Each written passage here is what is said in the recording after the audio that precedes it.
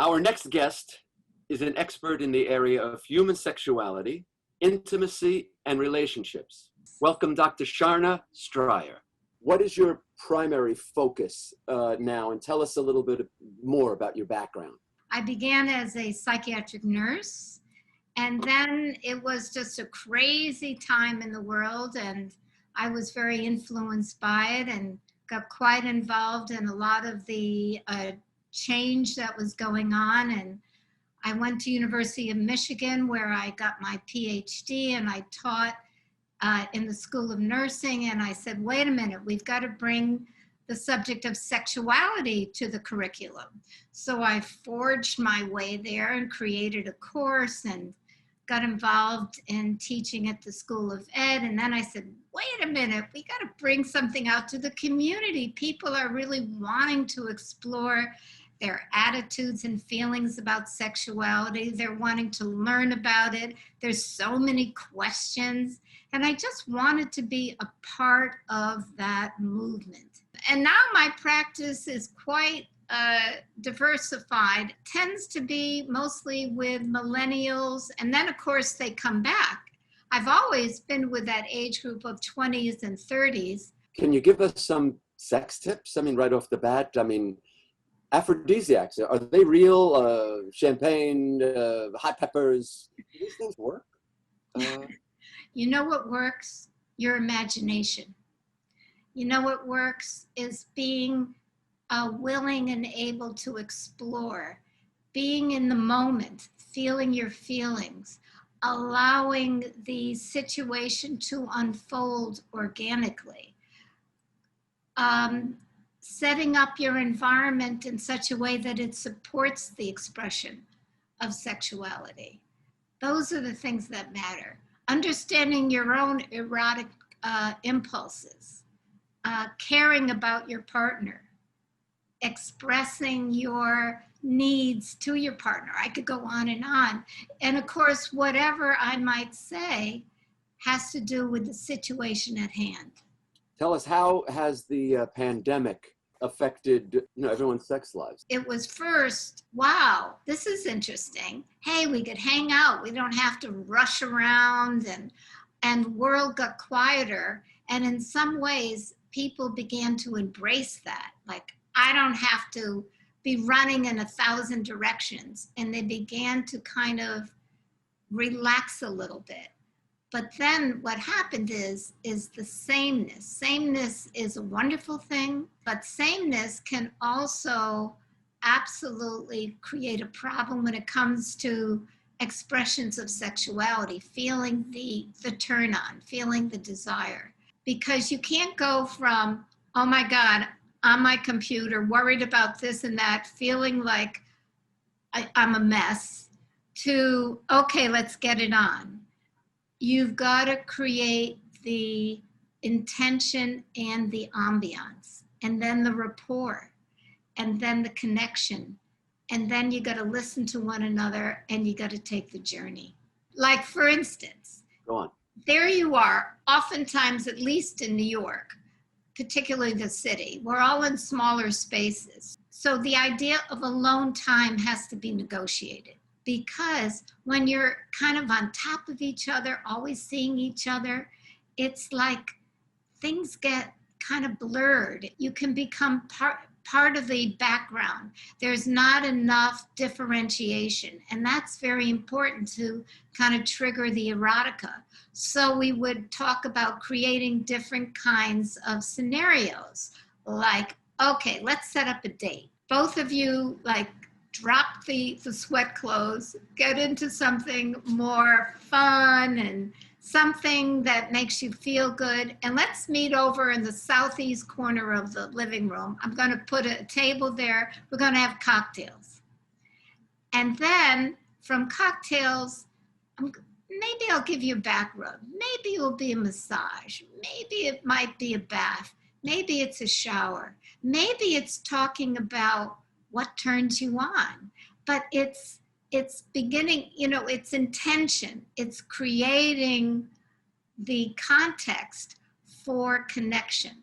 Sex is, it's emotional or just physical? Well, how do you experience it? Well, it's both. Is it not both? It's Well, emotional yeah. and physical. I mean, Yes. begin.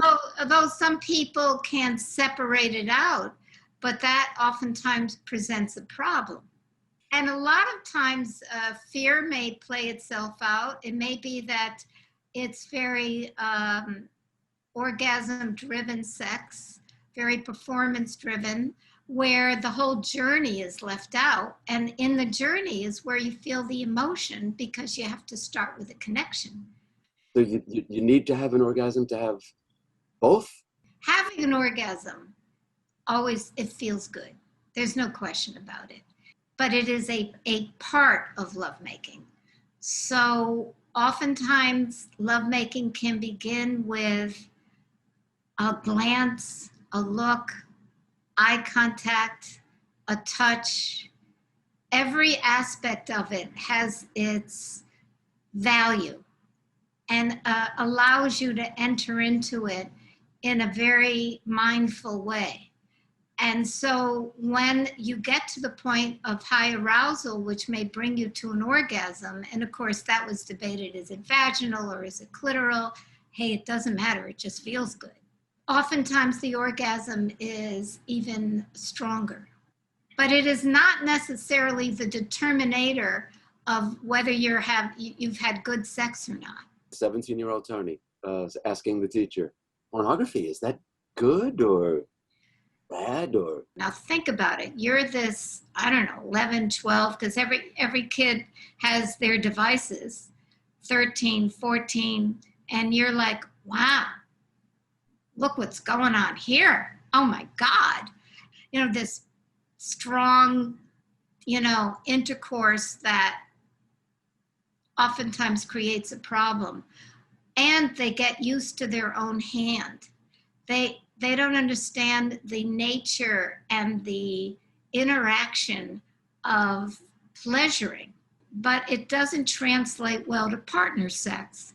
And then they get freaked because, they come into my office, oh my God, either they've trained themselves to come within 2 minutes or less because they have siblings and they only have the bathroom for 5 minutes before the knock on the door.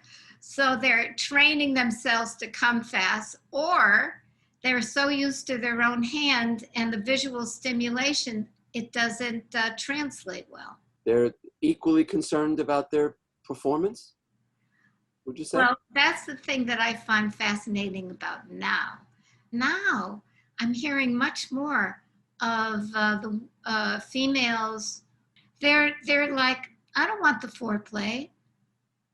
The very thing that for so long was very much a part of the arousal for women. They're saying, I want that intercourse. They're putting a lot of pressure on young guys to produce that. They want that erection. What difference has Viagra made? Well, Viagra is a way of helping guys who have mild to low moderate performance anxiety. For some that have more moderate to severe anxiety, the Viagra does not necessarily, accomplish what they hope. So where I come in is, there's a place for that, but I'd rather that I help those patients that come in with that issue learn how to do it through behavioral and attitudinal shifts. So, for instance, instead of running on your head, oh my God, I'm going to lose my erection. They're out of their bodies when you run that fear trip, when you run that story. So you have to help them step back into their body, maybe take the idea of intercourse for a while off the table when you're working with a couple, and help them learn how to breathe and relax and step into the moment and find their own turn on, their own sensory experience that will relieve their anxiety and bring the experience that they want to the table. Why is the forbidden so erotic? It's because it is an unknown. It's stretching. It's going beyond the taboos. Uh-huh. It taps into our imagination. You know, you could have a good pattern. Hey, sometimes you know how to get from A to Z and it works. But if it's continuously the same way, it gets a little boring. It gets a little stale. So you've got to always put intention and creativity in the experience. A frequent one that I hear when one of the other partners is kind of apathetic about sex is they're not into me. They don't find me attractive. Oftentimes that has nothing to do with it. And so one thing that is interesting to do with couples that come and say, hey, we need to just fire up our sexuality is to have them share some of their understanding of their sexual fantasies, their sexual turn-ons, or maybe there's some interesting books that they may look at together and say, that's interesting. What do you think? Tuesday night, I'm free. How about it? You know, I mean, to be playful, to not let fear determine the situation, which we all encounter. We all encounter resistance.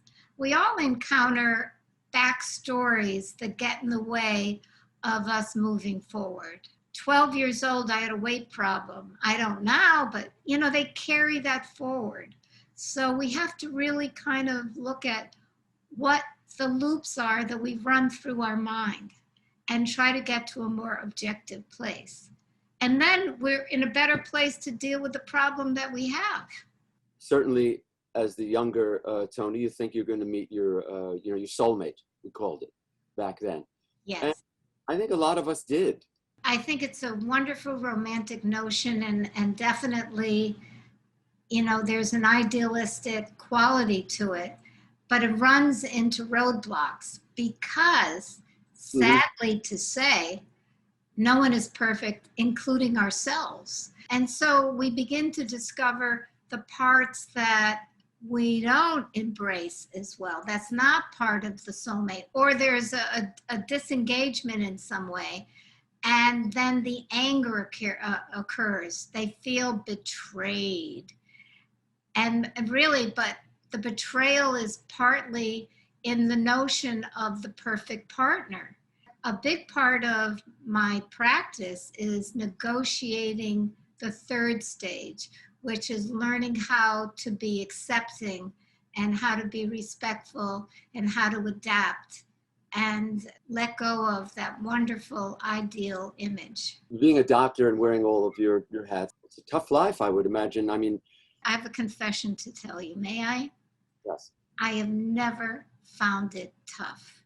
When someone comes into my office, I admire them for the bravery of coming in, facing something that's uncomfortable, revealing their vulnerabilities, wanting to be better.